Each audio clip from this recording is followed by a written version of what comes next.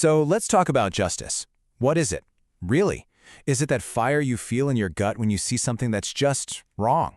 Or is it something else, something bigger? Well, that's exactly what we're going to dig into. Okay, let's just dive right in. When I say the word justice, what's the first thing that pops into your head? For a lot of us, it's that feeling, right? That sense of outrage. But then there's this other side, the actual function of justice. The laws, the courts, the whole system. That tension between the feeling and the function is the big idea we're going to unpack today. I mean, let's be real. The word justice is a battleground these days. It gets thrown around all over the place, used as a rallying cry, a moral high ground, sometimes even as a weapon. But what if there's a completely different way to frame it? The source material we're looking at today offers a much older and honestly a pretty surprising way of thinking about what justice is all about. And this chart, well, it just lays it all out, doesn't it?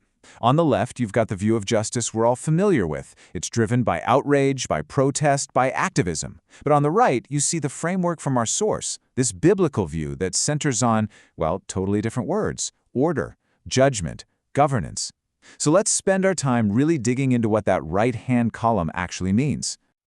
Okay, so let's tackle that first big idea. Justice as order, not just outrage. And to get this, we have to look at a foundational Hebrew word for justice, which is mishpat. So what in the world is mishpat? I mean, look at the definition here. It has nothing to do with our feelings. Its main home is in the courthouse and in the government office. It's about the actual rulings, the legal processes, all the nuts and bolts that keep a community from falling apart. The key insight here is that, in this framework, justice is something you do, not just something you feel. And that idea of order is really the heart of it. This framework doesn't measure injustice by how much passion is missing. Actually, it demands the exact opposite of raw emotion. It calls for restraint, careful thought, and sticking to the process. So a failure of justice isn't a lack of passion. It's when the system gets twisted. Things like taking bribes, showing favoritism, or abusing power.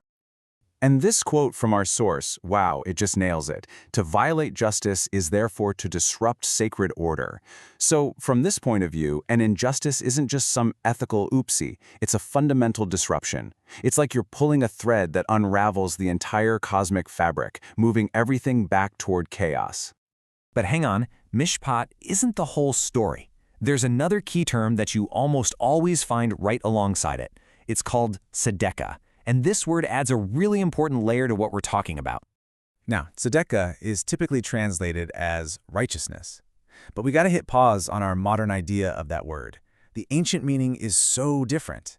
It's not about being personally perfect or feeling morally superior to other people. It's all about relational faithfulness. It's about doing your specific duty to others in your community. And you can see the contrast so clearly here. On the one hand, you have our modern moralism.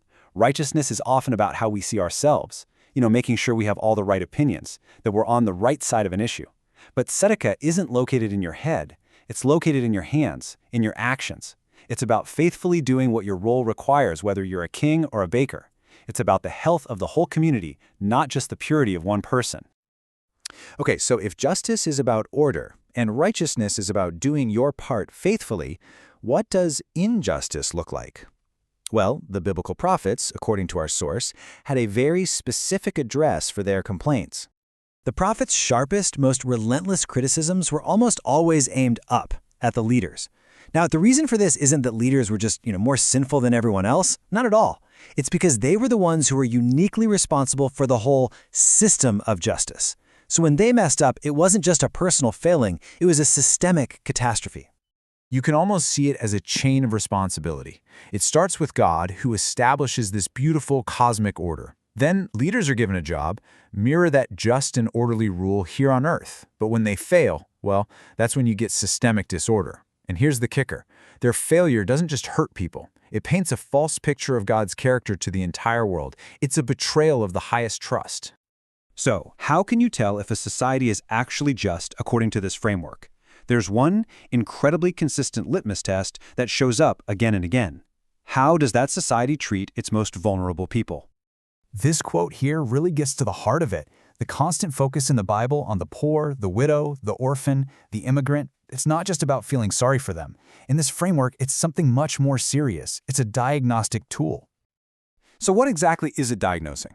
It's diagnosing whether a society's power structures are actually reflecting God's just and protective rule, or if they're just running on the raw logic of power, of domination and exploitation. The vulnerable are the ultimate test case because they have zero power on their own. They depend completely on the system being fair, just to survive. They're the canary in the coal mine.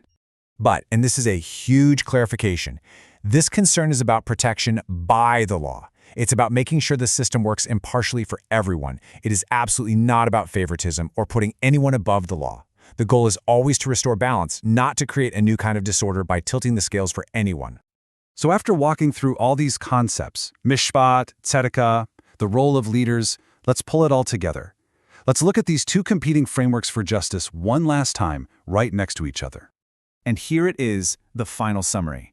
On one side, you have the biblical view we've been exploring. The basis, divine order. The focus, good governance.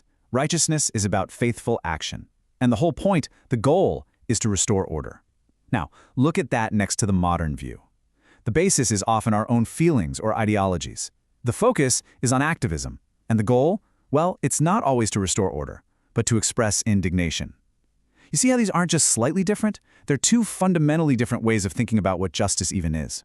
And that leaves us with a final and pretty challenging question to chew on. What would actually change if our goal for justice shifted?